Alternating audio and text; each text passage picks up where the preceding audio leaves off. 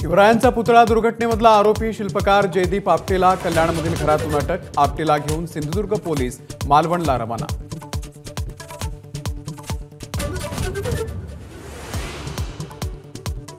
ST कर्मचाऱ्यांचा संप मागे, मूळ वेतनामध्ये सरसकट 6,500 रुपयांची वाढ। कर्मचाऱ्यांना आज सकाळपासून कामावरती हजर राहण्याचं आवाहन।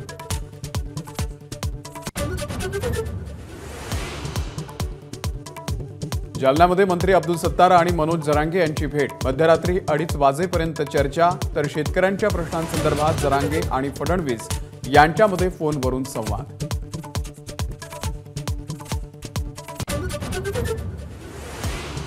मराठा आरक्षणासंदर्भातल्या याचिकांवरती आज हायकोर्टामध्ये सुनावणी। राज्य मागासवर्ग आयोग आज बाजू मांडण्याची शक्यता।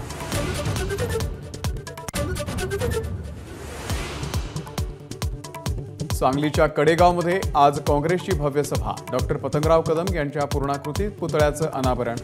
राहुल गांधी, शरद पवार हजर राहणार, उद्धव ठाकरे अनुपस्थित।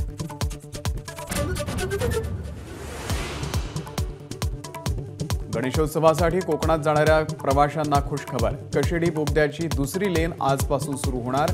मुंबई आणि गोव्याकडे जाणाऱ्या स्वतंत्र लेनमुळे प्रवास आणखी सुसाट होणार।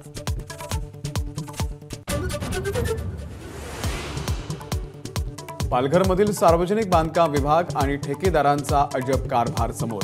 टेंडर मिळालं नाही म्हणून ठेकेदारानं दुरुस्त केलेला रस्ता पुन्हा जेसीबीनं खोदला।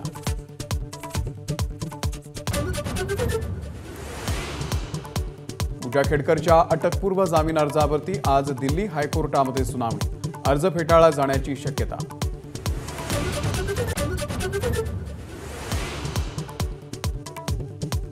नागपूर गोवा शक्तीपीठ महामार्गाला अखेर ब्रेक। भूसंपादनाची अधिसूचना रद्द करण्याचा निर्णय।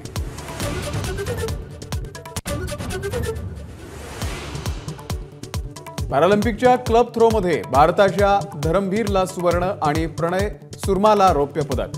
तिरंदाजीमध्ये हरविंदर सिंगला सुवर्ण, तर सांगलीच्या सचिन सर्जेराव खिलारीनं पटकावलं गोळाफेकीमध्ये रौप्य पदक। एबीपी माझा, उघडा डोळे बघा नीट।